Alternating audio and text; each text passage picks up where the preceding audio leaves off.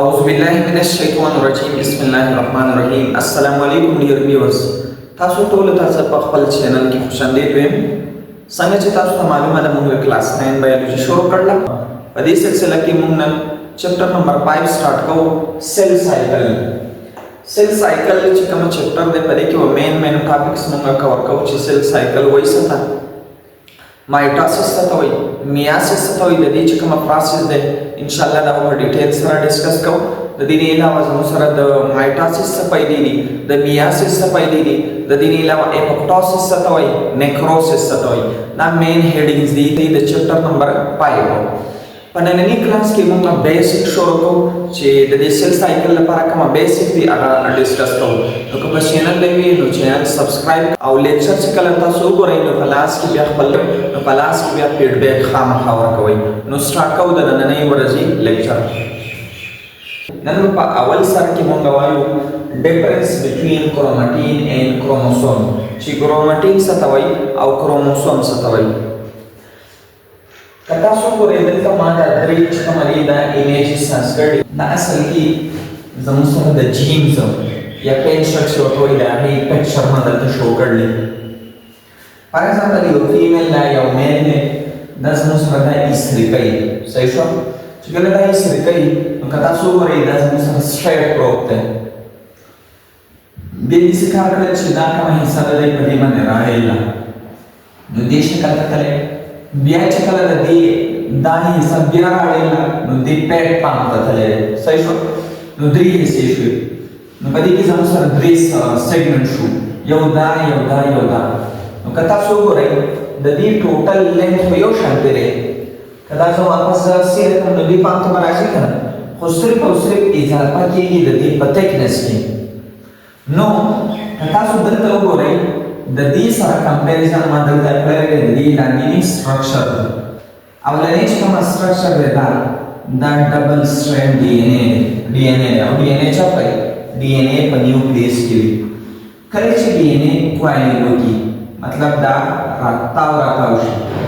د دې کوایلینګ انکریز شي نو دا دې پام ته راشي او دې پام ته موږ کروماتین وایو څنګه چې دې جینز کې موږ دا یوه حصه په دې باندې څه کړه د پاسه کړه دې پام ته راغی کله چې په دې کې فردر کوایلینګ وشي نو د دې په تکنس کې فردر اضافه راشي په کوایلینګ کې اضافه راشي او دا دې پام ته کنورټ شي ان دس از کالډ کروموسوم دې ته موږ څه وایو کروموسوم دا کروموسوم چې کومه په دې کې یو سنټرل پارټي د سنټرومیر وایي دا کومه ریډ کلر کې چې ده او د دې سایډ چې دا کومه آرمز دي یو دې سایډ ته یو شو او یو دې سایډ ته دې ته موږ کروماټیډ وایو دې ته موږ څه وایو کروماټیډ چې کله زموږ سره دا نری پام وي نو دې ته موږ وایو څه شی ډي ان اے کله چې په ډي ان اے کې کوایلینګ وشي نو دا بیا کنورټ شي کروماتین ته او کله چې په کروماتین کې فردر کوایلینګ وشي نو بیا کنورټ شي کروموسوم ته د دې خبرې مطلب دا شو چې کله زموږ سره نری وي نو ډي ان اے وي چې کله لږ پیړ شي نو کروماتین شي او کله چې فردر پیړ شي نو دا بیا کنورټ شي کروموسوم ته اوس لاندې ما لیکلي یو سایډ ته کروماتین او بل سایډ ته مې کروموسوم لیکلی دی د دې په منځ کې ما ډیفرنس لیکلی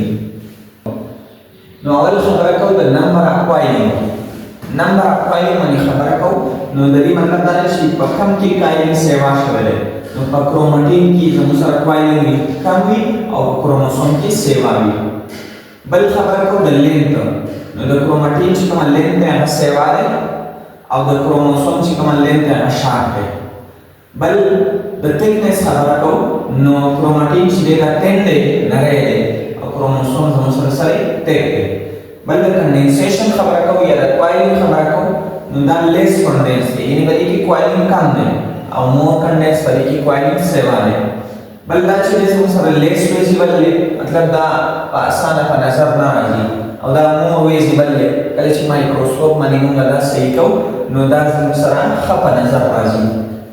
نو دا ډیفرنس شو د چا د کروماتین او د کروموسوم په منځ کې اوس به موږ یو بل هیډینګ دلته ډسکس کړو او هغه دی پیټرن اف کروموسوم چې کروموسوم په څو پامز کې موجود وي نو اوس دې په وکړئ یو دا پام دی دا کروموسوم دی په دې کې دا دننه زموږ سره ډي ان اے دی په نري پام کې ډي ان اے او شلک پیډ بیا کروماتین او دا زموږ سره کروموسوم دی discuss کوم نمبر اف کروموسوم چې دلته نمبر اف کروموسوم سوري او دلته نو سوري نو کدا سټرکچر تاسو وینئ کله کې نمبر اف کروموسوم یو دی دا چې زموږ سره اورال دا یو کروموسوم دی خو دلته یو دی اوس په تاسو وایي چې دلته وایي اضافي یو بل سټرکچر دی خو نه چې کله زموږ سره دا پارټ یو وي د سنټرونیر یو وي نو دا موږ یې حسابو په څه باندې په یو کروموسوم باندې نو دلته نمبر اف کروموسوم یو دی دلته یو دی دلته نمبر اف کروماټیډ دا چې کوم سټرکچر دی د کروماټیډ وایي کنه نو دلته نمبر اف کروماټیډ یو دی او دلته نمبر اف کروماټیډ زموږ سره دوه دي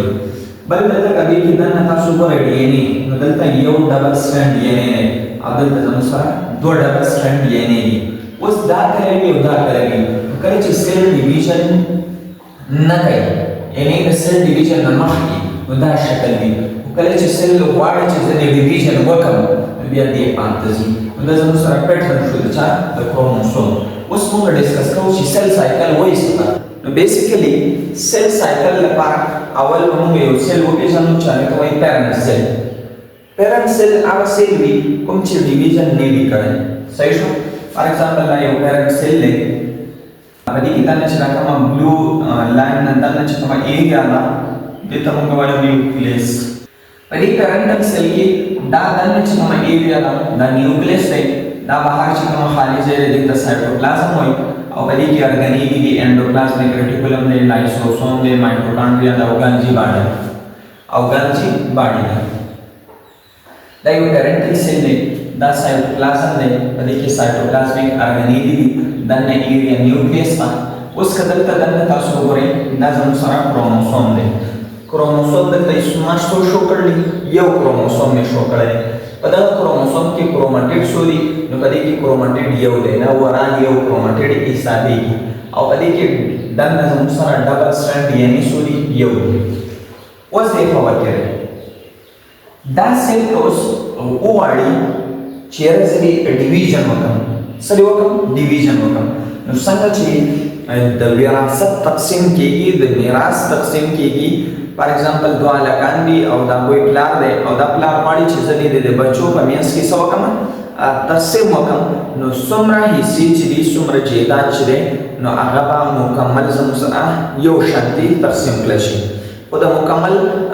یو شانتي تقسیم لپاره به حصې سازي کړی شي فار ایگزامپل 10 روپۍ دي نو 500 به یو ته ورکړی کېږي او 500 به بل ته ورکړی کېږي نو چې ایکویلیټي راشي د دې ایکویلیټي لپاره که تاسو سوچ وکړئ دلته خو انډوپلازمیک ریټیکولم یو دی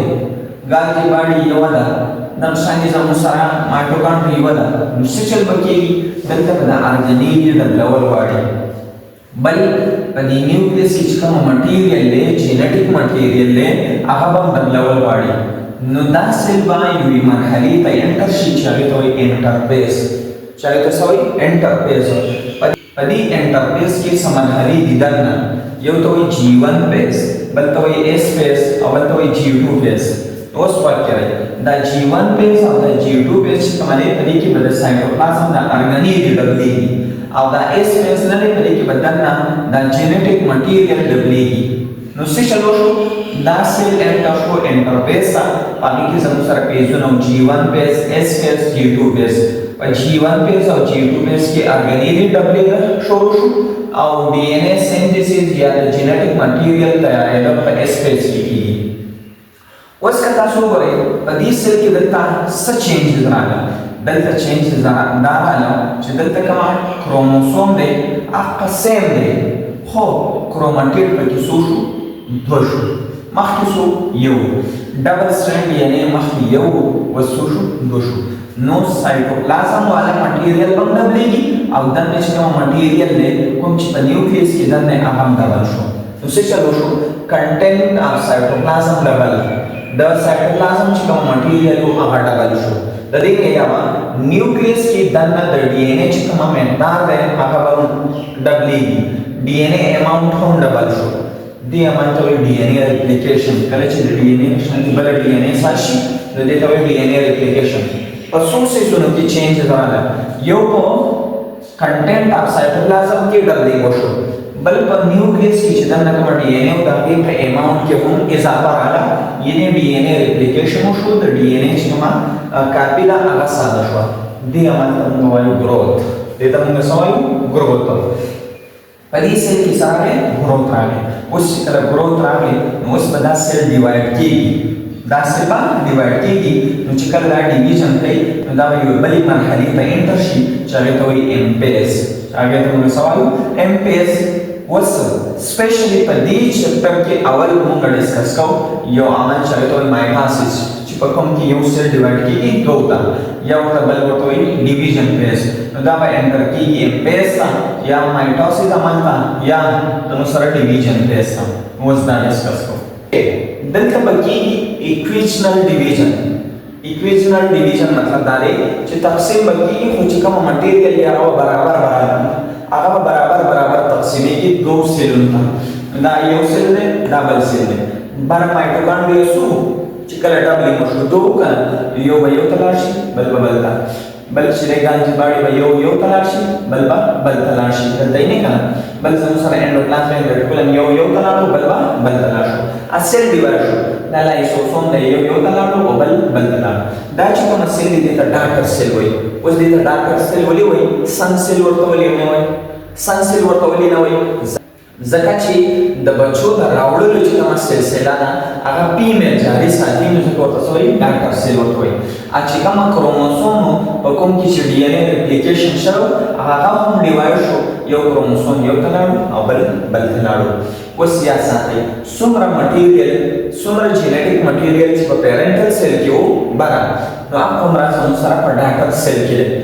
نو کله چې ایکول ډیویژن وشي، فار ایگزامپل موږ وایو چې د انسان په وجود کې څو کروموسوم دي؟ 46. نو دا په پیرنټل سیل کې وي، خو کله چې په دې کې ډیویژن وشي او په دې کې زموږ سره په ډاکټر سیل کې هم 46 راشي نو دې ته بیا مایټاسیس وایي. دې ته څه وایي؟ مایټاسیس. و چې کله زموږ سره 46 دلته او دلته بیا هاف راشي نو هغې ته بیا میاسیس وایي. هغه به بیا ډسکس کوو په بل کلاس کې.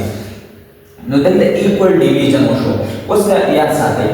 कुल number of chromosome ता मुंगा डिप्लॉइड नंबर ऑफ क्रोमोसोम वायु. कुल नंबर ऑफ क्रोमोसोम ता मुंगा सवायु डिप्लॉइड नंबर ऑफ क्रोमोसोम वायु. इंसान को वजूद के 46 क्रोमोसोम दी नो रदी मतलब दा शो छिदा 46 ने इंसान को वजूद के डिप्लॉइड नंबर ऑफ क्रोमोसोम दी त इस पर या डिप्लॉइड नंबर ऑफ क्रोमोसोम वायु. नो बारा ची सुमा क्रोमोसोम वी यानी आकाश में सर डिप्लॉइड सेल शो करना नो चिकला डाटा सेल साशी मुदत तबम डिप्लॉइड क्रोमोसोम यानी कुल नंबर ऑफ क्रोमोसोम भाई. इट मींस बारा सुंदर 46 आपको मतलब नहीं सर 46 नो दिया मतलब माइटोसिस. दूसरी चलो शो अवल इंटरफेस शो काले के मुकम्मल हर्सिस डबल शो और या दा डिवाइड शो इक्वल हिस्सा होता यानी बारा ची सुंदर क्रोमोसोम बारा ची सुंदर ऑर्गेनेल अब इक्वल तकसीम शो दे दो सेलुलर ता. उसका तासु दलते वगैरे मुंगा यो मिसाल आलेस्तो बारा क्रोमोसोम सो यो क्रोमॅटिड मुसर सो यो दलतम मुसर क्रोमोसोम यो दे क्रोमॅटिड पतिम यो दे डबल स्ट्रैंड डीएनए बारा सो आगा मुसर यो दलतम यो दे. इट मींस दलता तकसीम शो हो इक्वेशनल डिवीजन शो यो शांति तकसीम शो दलता का तासु रे बदी सेल की दल चितो मटेरियल या सेम दलता दी या ना साथै ची इंटरफेस ची कमाई इंटरफेस दा मखने ची कमा स्टेपो तयारी दो दामन दे तमंगा नॉन डिवाइडिंग पेज वायु सो तो वायु नॉन डिवाइडिंग पेज वली परी की तकसीम ने की अब एम पेज दा डिवाइडिंग पेज वली वली होतो है परी की तकसीम की वस तासु सेल साइकिल फर्दर पर डिटेल्स का एक्सप्लेन कोई नो दा डेफिनेशन बसंगे नो राजू फर्दर डिटेल ता साइकिल से शेयर इंटरफेस प्लस एम्पेस इज कॉल्ड सेल साइकिल या इंटरफेस की तासु फर्दर शेयर डिटेल वरा चोई दा सीक्वेंस है यो तरतीब दे द वाकयातो सीक्वेंस दे द वाकयातो by which cell duplicate its genome चिपदी की यो सेल छिरे अगर डबल की पर डीएनए ये इन द न्यूक्लियस का मटेरियल या डबल की other content of cell of the DNA अलावा the cell ची कमा no content या डबल की लगा ऑर्गेनेल और अगर पकम जगी पर साइटोप्लाज्म की ना तो हमारे चोशु the cytoplasm material double शो और the DNA अलावा the nucleus material double शो नो बिया बस कई एम्पेस equally distribute in two daughter cell दाची का material double शो वो से तकसीम का पर दो daughter cell होती नो करे ची दा तकसीम कीगी नो बदी की वो व्यापार दा दो मरहले कीगी न्यूक्लियस का तकसीम हो नो देता पर की दो काइनेसिस वायु که سایټوپلازم والا مټیریل تقسیمو دې ته سایټوکاینیسس وایو. دا داسې په عاد اسانه نه کېږي بلکې په دې کې سټیپونه دي. په کیریوکاینیسس کې اولنی سټیپ دی پروپیز، میټاپیز، اناپیز، ټیلوپیز. دا سټیپونه چې وشي نو د هغې په ریزلټ کې به د نیوکلیر مټیریل یعنی د نیوکلیس مټیریل به ډیوایډ شي او چې کله سایټوکاینیسس وشي نو بیا به د سایټوپلازم مټیریل شي ډیوایډ شي. نو دا زموږ سره انټرفیس پلس امپیس از ایکوال ټو سیل سایکل او په هغې کې فردر کومه مرحلې کېږي نو هغه ما تاسو سره شریک کړل. نو دا زموږ سره لیکچر نمبر فسټ. See you in the next lecture. که لیکچر هم خوښ شوی نو لیکچر لایک کړئ، خپل کمنټس وکړئ او خپل ملګرو ته دا چینل ریکمنډ کړئ. تھینکس فار واچینګ. والسلام.